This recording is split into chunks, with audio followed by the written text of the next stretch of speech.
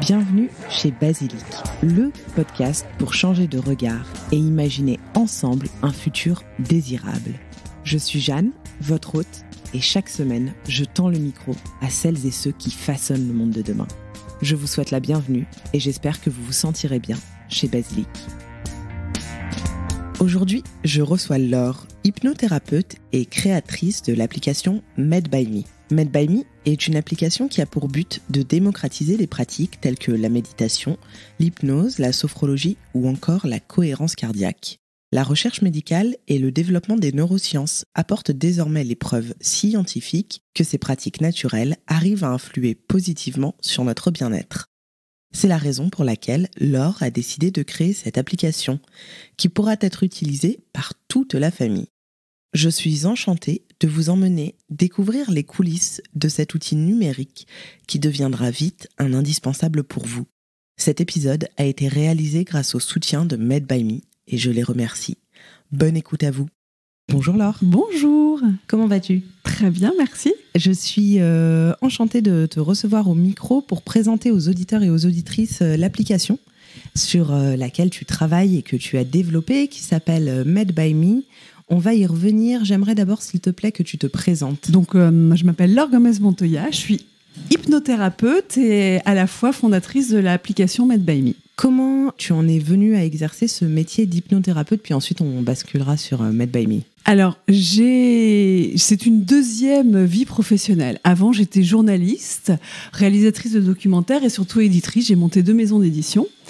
Et les choses de la vie ont fait que j'ai découvert l'hypnose. Et vraiment, je suis tombée en amour avec l'hypnose.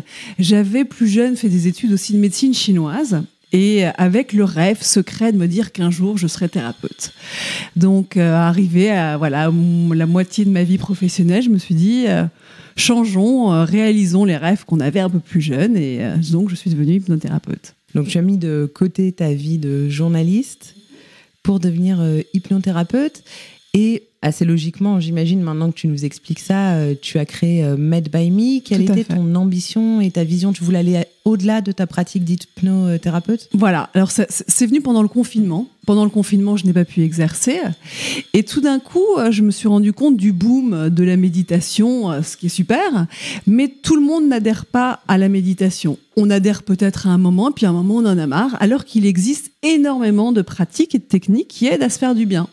L'hypnose, évidemment, mais il y a la sophrologie, il y a la musicothérapie, il y a l'acupression, et aussi bien pour le corps que pour l'esprit. Donc le corps, on a le développement de yoga, du pilates, de tout ça, mais il y a le tai chi, il y a le qigong. Donc il y a énormément de pratiques, et moi l'idée c'était de mettre tout dans une seule et même application, pour pas avoir l'application qui sert à ça, l'autre qui sert à ça, un seul et même outil. Et tu avais l'impression que certaines de ces pratiques étaient méconnues, en tout cas pas suffisamment mises en avant ? Alors si on parle par exemple de la musicothérapie, c'est pas très connu. Ça se développe de plus en plus. Ce qui est de plus en plus admis, c'est la sophrologie. L'hypnose encore véhicule de grands fantasmes de qu'est-ce qu'on va me faire, je vais être manipulée ou pas. Mais on voit un engouement de toutes les manières des Français pour toutes ces pratiques complémentaires à la médecine. C'est pas du tout en remplacement, c'est vraiment des techniques complémentaires, mais qui peuvent vraiment aider à se faire du bien. Tu as été confrontée, toi, à ces personnes un peu plus sceptiques quant au bienfait de l'hypnose ou qui doutaient ? Alors moi, forcément, dans mon cabinet, quand ils viennent me voir, c'est que déjà, ils ont envie de faire de l'hypnose. Donc, j'ai pas cette problématique de il faut que j'aille les convaincre. Maintenant, pour l'application, c'est beaucoup de questions. Comment est-ce qu'on fait de l'hypnose à distance ? Comment est-ce qu'on peut avoir des séances enregistrées d'hypnose qui vont me correspondre ? Donc, l'hypnose, il faut juste se dire que c'est une focalisation. Quand on est concentré sur un film et qu'on se met à pleurer, on sait bien que c'est pas la réalité. Et pourtant, on a une émotion. Et pourtant, on vit quelque chose d'autre. L'hypnose, c'est se mettre dans cet état d'hyperfocalisation qui fait que le mental va s'endormir un petit peu et quelque chose d'autre est possible. Mais donc ça se distingue quand même de la méditation. Ça se distingue de la méditation. Maintenant, il y a beaucoup d'études scientifiques au MIT aux États-Unis. On étudie vraiment l'impact de l'hypnose sur le cerveau. De la méditation, pardon, alors que de l'hypnose, les études sont pas encore à ce niveau. Donc, on verra bientôt peut-être qu'est-ce que les trans induisent que la méditation n'induit pas. D'accord. Et donc, avec l'application, c'est une application qui a été pensée pour toute la famille, pour tout le monde. Comment est-ce que tu l'as pensé ? Voilà, à qui est-ce que tu voulais qu'elle se destine ? Et surtout, comment tu as travaillé avec les thérapeutes ? Comment ça se présente ? Alors, l'idée, c'est que ça soit un outil complet. Donc, un outil complet, c'est pour soi, quand on est chez soi, le développement personnel. Quand on est en train de travailler, c'est une autre branche de sa vie de tous les jours. Et puis, si on a des enfants, c'est pas les mêmes problématiques. Si on a des ados, c'est encore pas les mêmes problématiques. Mon idée, c'était vraiment de s'adresser au plus grand nombre. D'où des entrées enfants, adultes et adolescents. Et ensuite, c'était répondre à des besoins. Donc l'entrée, c'est un besoin. C'est je veux gérer mon stress, je veux mieux dormir, je veux apprendre à prendre la parole en public, je veux arrêter de fumer, je veux vivre mieux un changement. Donc c'était répondre à des besoins avec des techniques complètement différentes. Mais comment on fait pour répondre à ces besoins ? Si on se connecte sur l'application pour les auditeurs et les auditrices qui n'y sont jamais allés, comment est-ce que ça se présente ? Alors ça se présente, je reviens à cette idée de besoin. Donc on a par exemple le besoin de gérer son stress, apprendre à gérer son stress. On clique sur une petite icône, voilà. Et ensuite, on a toutes les techniques et on choisit. Est-ce qu'on a envie de faire de l'hypnose ? Est-ce qu'on a envie de faire de la sophrologie ? Est-ce qu'on a envie de faire de la musicothérapie ? Et ensuite, ce sont, dans chacune des disciplines et des thérapies, des spécialistes qui ont enregistré des séances. Donc après, on a juste à écouter la séance ou, pour ce qui est de la routine de sport ou du yoga, à regarder des vidéos. Tout à fait. Pour l'avoir testé, c'est très intuitif en fait. Une fois qu'on est connecté sur l'application, c'est très simple. Et moi, ce que j'aime, c'est que c'est très facile d'aller s'initier à d'autres pratiques, alors que si on consulte un thérapeute ou qu'on suit un cours de yoga avec un professeur en salle, ce qui est très bien aussi, mais forcément, on se cantonne en fait à une seule pratique et on n'explore pas le champ des possibles. Voilà. Alors moi, il y avait aussi dans la création de Med by Me une volonté de rendre accessible financièrement au plus grand nombre des pratiques qui, si on veut aller voir un sophrologue, un hypno, faire une séance de musicothérapie, ça peut coûter très cher. Et donc là, pour un abonnement qui est pas si cher par mois, on a accès à toutes ces thérapies. Donc c'était une volonté de le rendre accessible au plus grand nombre. Tu avais envie de démocratiser vraiment l'usage. En tout cas, que ça soit une première porte d'entrée. Après, on voit ce qui nous plaît, avec quoi est-ce qu'on accroche plus, qu'est-ce qu'on a envie de continuer, mais c'était vraiment cette idée de accessibilité au plus grand nombre, découverte des pratiques. Est-ce que tu peux nous en dire un petit peu plus sur la musicothérapie, justement, qui est un peu plus méconnue ? Alors, la musicothérapie, ça vient... alors, je travaille avec quelqu'un d'extraordinaire qui s'appelle François-Marie Dru, qui à la base est musicien et qui s'est formé à tout ce qui est attrait à la vibration. En gros, nous sommes faits de vibrations. D'où les expressions « tu me fais vibrer », parce qu'il y a un champ entre nous d'énergie. Et la musicothérapie utilise la musique, la vibration de certains instruments, la propre voix de chacun, certaines respirations très profondes pour rééquilibrer l'organisme. Donc c'est un champ très vaste pour se faire du bien et réharmoniser le système nerveux. C'est une très belle pratique. J'imagine, parce que j'ai seulement eu l'expérience des bains sonores ouais. À la fin d'un cours de yoga, par exemple, et c'est déjà assez incroyable l'effet que ça peut procurer. Donc j'imagine qu'une séance de musicothérapie fait le même effet. Est-ce que ça fonctionne tout aussi bien à distance ? Ton praticien a réussi à recréer cette ambiance ? Alors comme il est en plus musicien, il a évidemment toute la technique à sa disposition pour rendre l'expérience vraiment bénéfique. Donc oui, à distance, ça marche très bien.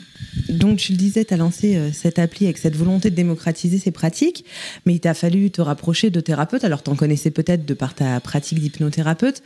Comment est-ce que tu as travaillé avec eux et comment est-ce qu'ils t'ont aidé finalement à co-construire cette application ou à la penser ? Alors déjà, j'avais mon réseau de thérapeutes que je pouvais connaître. On m'en a présenté.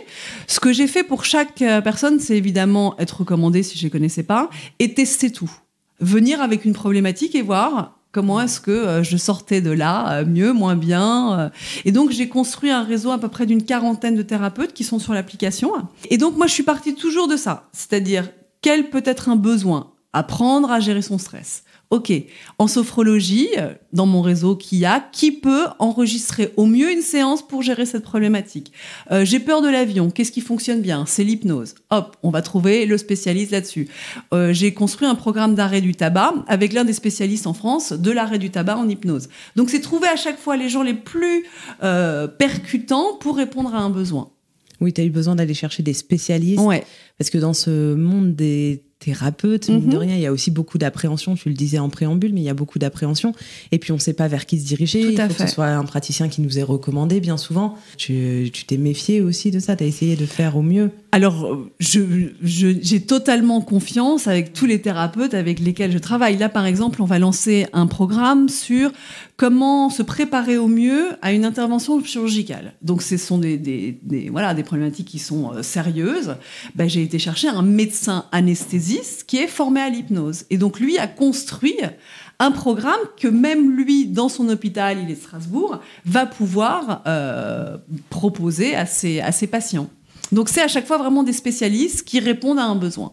En fait, vous co-créez un programme. On co-crée vraiment parce que moi, je pars du besoin. De l'idée générale. On me donne une feuille de route, je rebondis en disant voilà ce qui est le plus adapté pour une application, pour nos utilisateurs, et on fait ça ensemble. C'est important, je pense, parce que c'est primordial que les auditeurs et les auditrices comprennent aussi avec qui ils pourraient avoir affaire sur l'application. Comment est-ce que tu envisages, toi, le développement de cette application? C'est une application qui est assez récente. On n'a pas mentionné le prix, c'est... Alors, 4,90 par mois et 39,90 par an. Donc ça reste très très accessible, puisque même à l'année, c'est moins onéreux qu'une séance chez n'importe quel thérapeute. Comment est-ce que tu aimerais développer cette application en proposant d'autres programmes spécifiques, en répondant encore à d'autres besoins? Alors là, Med by Me, donc c'est une application et c'est des ateliers pour les entreprises où on monte des découvertes, par exemple sur une thématique, je reprends toujours le stress, gestion du stress en entreprise. Qu'est-ce qu'on met comme thérapeute et on va dans les entreprises organiser des ateliers pour les collaborateurs, 10, 15, 20, 40 personnes. Vous avez collaboré avec La Roche-Posay il n'y a pas si longtemps. Ouais. Et le travail, ensuite, peut être continué avec l'application. Donc, on développe énormément ce réseau d'entreprises avec lesquelles on travaille.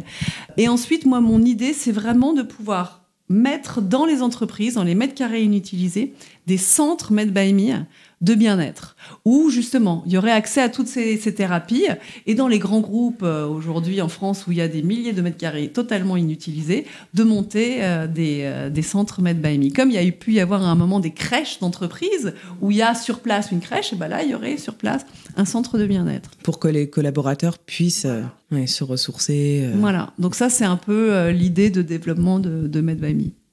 Génial, c'est un beau projet. En parallèle, tu continues ton activité d'hypnothérapeute. Oui. J'imagine que tu es amenée aussi à présenter l'application à tes patients, en tout cas à leur en parler.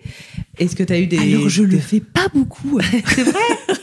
C'est vrai, je le fais très peu. Tu développes un outil pour les aider et tu leur en parles pas? Non, parce que là, je suis dans un rapport face à face avec des patients qui viennent me voir moi spécifiquement. Et donc, je sais pas, j'ai assez de mal de tout d'un coup dire voilà, je fais ça en plus. Je devrais en parler plus. Tu as raison. Au moins mettre une petite affiche, je pense, dans ta salle d'attente. Tu as raison. Je devrais en parler plus. Parce que, a priori, ils pourraient s'intéresser aussi aux autres thérapies. Tout à fait, mais je sais pas, c'est assez... Voilà, j'ai une espèce de mur dans mon esprit où là, je suis vraiment en tant que thérapeute et non pas en tant que chef d'entreprise, donc j'en parle très peu. Je comprends. Tu compartimentes, voilà. C'est bien normal. Et ce que j'aime moi avec cette application, c'est que on peut l'utiliser aussi pour les plus petits. Au sein de la famille, notamment les enfants. Ça, c'est pareil, c'était une volonté de pouvoir soulager les enfants. Est-ce que c'est un constat que tu as fait avec le Covid, où les enfants étaient confrontés à des périodes un peu plus stressantes et angoissantes que d'habitude? Alors, les enfants... Moi, pour la catégorie d'âge pour laquelle ça a été vraiment difficile, c'est plus les adolescents et les jeunes adultes. Là, ça a vraiment été... il y a eu une explosion des consultations pour vraiment mal-être. Les enfants, je ne sais pas si ça a été aujourd'hui si mesuré que ça. En tout cas, ces techniques fonctionnent tellement bien sur les enfants que je me disais, voilà, c'est dommage quand il y a des douleurs légères chez l'enfant de pas lui de faire écouter certains trucs. Pareil pour des problèmes de sommeil. Donc, c'était une volonté, encore une fois, de quelque chose de très pratique et d'un outil unique pour toute la famille. Et en ça, c'est très réussi parce que vraiment, ça répond, je pense, à tous les besoins. Alors, sûrement pas tous, mais bientôt à tous les besoins. Mais en tout cas, pour les petits mots du quotidien, dès qu'on a envie de s'apaiser, c'est vraiment le bon réflexe à avoir. Bon, alors évidemment, tu prônes le fait de prendre soin de soi, d'être à l'écoute de soi et de ses besoins, ce qui n'est pas toujours évident, bien sûr, dans les vies très actives qu'on peut être amené à avoir. Est-ce que toi, tu as un conseil, quelque chose que tu as commencé à appliquer? J'imagine que tu as traversé des périodes très intenses, toujours actuellement, mais aussi quand tu étais journaliste, directrice de maison d'édition. Quel est le premier conseil que tu t'appliques?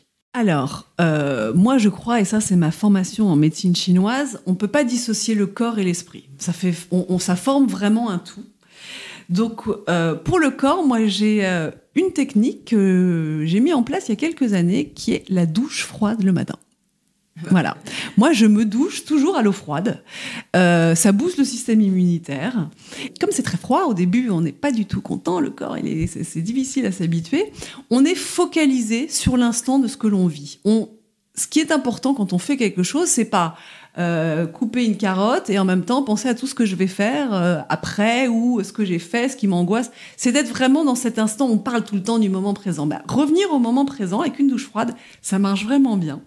Donc ça, c'est pour le corps. Et puis sûrement pour les chairs, tout ça, ça doit faire du bien, la circulation sanguine. Donc se doucher à l'eau froide. Et ensuite, pour l'esprit, je fais ce que j'appelle les 3 petits kiffs par jour. Donc 3 choses qui se sont bien passées, que l'on a aimées, qui nous ont fait du bien. Et donc ça, avant de me coucher, je me remémore. Et c'est aussi un petit travail hypnotique, parce que le fait de se focaliser sur ce qui a été bon à un moment, voilà, ça calme le mental. Et donc je me focalise sur 3 moments positifs, agréables de ma journée. Ça, c'est une très bonne idée. J'en ai déjà entendu parler, mais je ne l'ai jamais appliqué. C'est une très bonne idée. Mais ça peut être quelque chose que tu as mangé, que tu as adoré, une conversation qui a été agréable avec un collègue. Ça peut être n'importe quoi, un geste dans la rue ou un sourire de quelqu'un. Mais tout d'un coup, au lieu de se focaliser sur toutes les emmerdes qu'on peut avoir, on se focalise sur les choses qui nous ont fait du bien. Et il y en a tous les jours. Et on s'endort beaucoup plus léger aussi. Beaucoup plus léger. Et enfin, est-ce que tu as une recommandation de lecture, ou alors ça peut être lecture, documentaire, podcast, comme tu veux, quelque chose qui t'a inspiré récemment? Alors j'ai un livre que j'ai adoré, qui s'appelle Une petite philosophie de la mer, de Laurence de Villiers. Voilà, Laurence de Villiers, Petite philosophie de la mer. Alors moi, je suis une grande amoureuse de la mer. Pour moi, la mer soigne tous les maux. Et là, c'est une docteure en philosophie. Et elle fait le parallèle entre la mer et le bien-être, la mer et ce que l'on est. Et donc, c'est vraiment une philosophie sur la mer, très, très accessible, c'est très court. Et c'est l'un des livres les plus inspirants que j'ai lus là, les dernières semaines.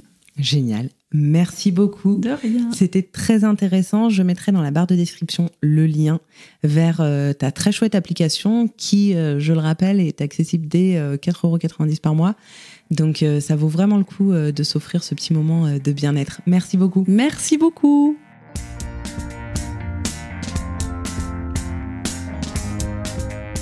Et voilà, cet épisode est déjà terminé et j'espère qu'il vous aura plu. Rendez-vous sur votre téléphone mobile pour vous procurer l'application ou pourquoi pas l'offrir à un proche. Je vous donne rendez-vous mardi pour un nouvel épisode et d'ici là, prenez soin de vous.